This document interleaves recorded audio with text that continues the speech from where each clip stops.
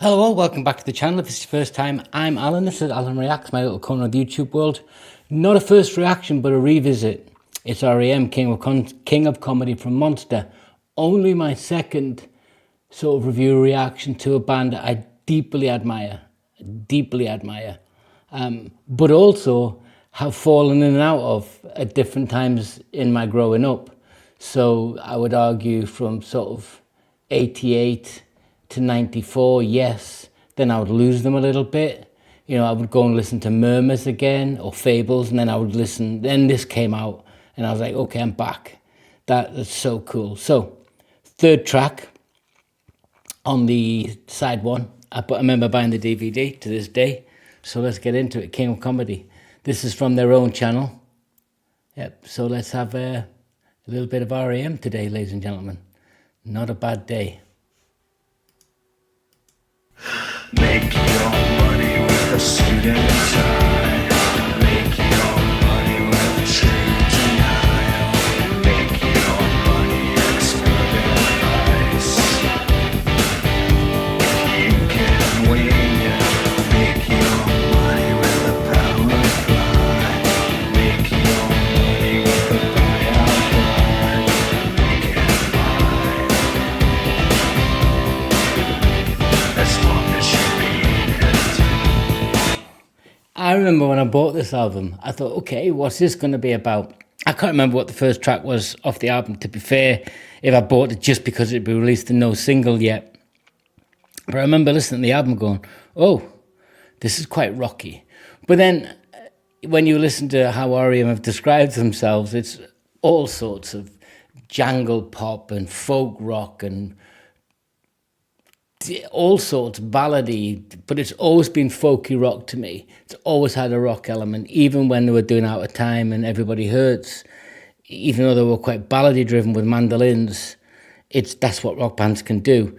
I don't know how I would describe R.E.M as a rock band. I just described them as a band that did 15 live albums, 15 studio albums, and as many live albums that were never what I would call truly experimental, but always evolution. Always evolving, adding bits in, taking bits out, going back to their roots, doing stuff that was, you know, like Up, that just sometimes didn't work, or Ebo, that I thought was a great song. But there's just so much to R.E.M that in their discography, if you can't find 50 songs that you think are amazing, then that's a you issue, not a me issue.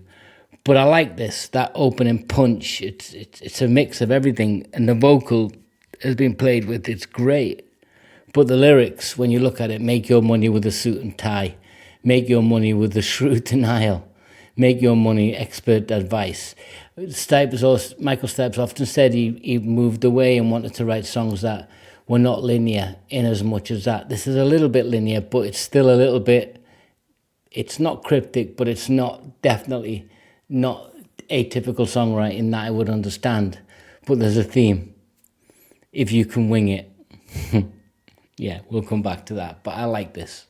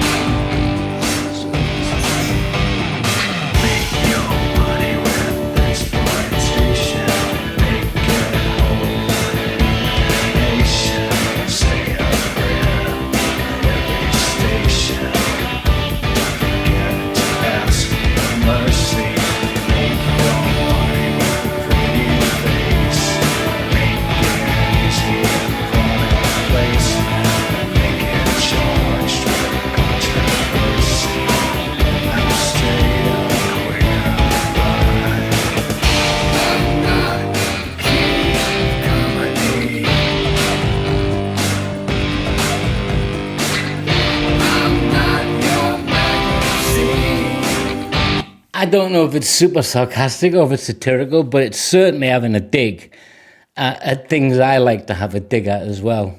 You know, it's talking about the commodification of everything and anything. This is back in '94. Look at the world we live in today, arguably. So everything that's got something that can be thought about there's that instant, can we commodify it? Comedy, movies, everything. And you could argue I'm a hypocrite because I'm on here doing this, but 99% of all of my songs have no revenue in them because it doesn't belong to me, and I'm okay with that. Yeah, it's just okay with that. So I'm not really commodifying. But would I if I could? Probably. If I was in my 30s, yeah, I'd be all flat out doing 50,000 different reactions to different things. I'm stick with music because that's what I want to stick with.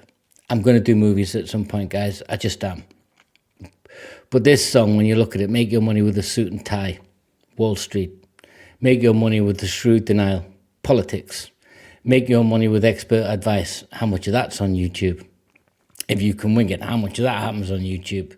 Or anywhere, any walk of life. Make your money with a buyout bribe. Yeah, commercial.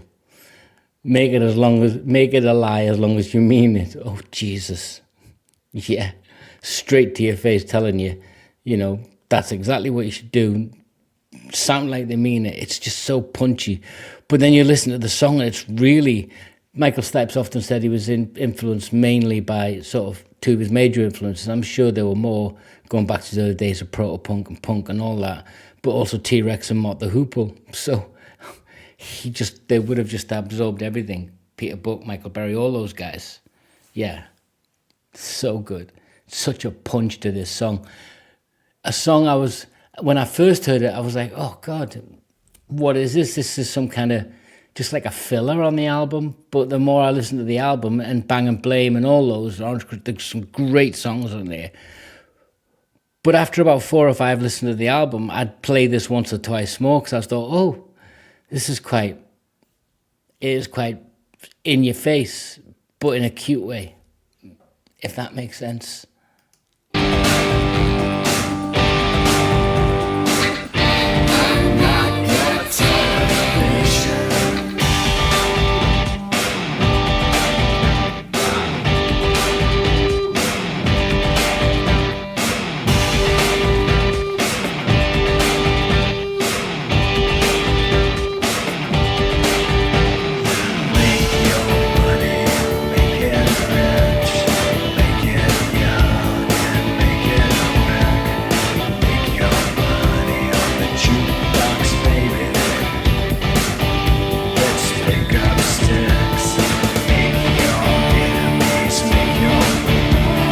Did you hear the jukebox, baby? Love Shack.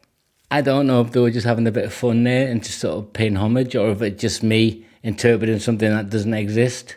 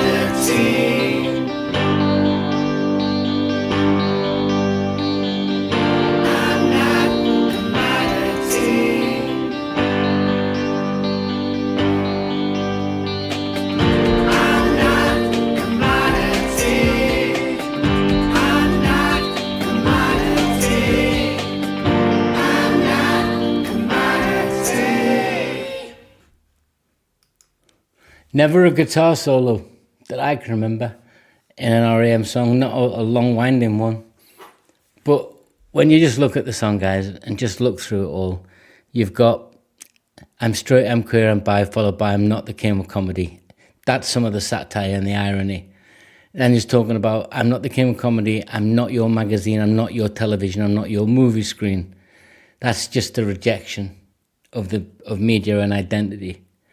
But it's there. And I've talked about commodification, the exploitation of anything that can be commodified. And it also talks about the illusion of choice, really. You know, media consumer culture, do we really have a choice, or has the algorithm got us? And that's why I like to revisit songs, because it's what I thought then was just really sarcastic. I still think it's got an edge of sarcasm to it, because they themselves were part of the commodification of music, you know, and rightly so. The guys made a living, you know. It's not their fault that they got offered lots of money to do it. They were doing it long before in church halls. So yeah, excellent song. Great album. Going to come back to it. Going to come back to R.E.M. The channel's not going anywhere.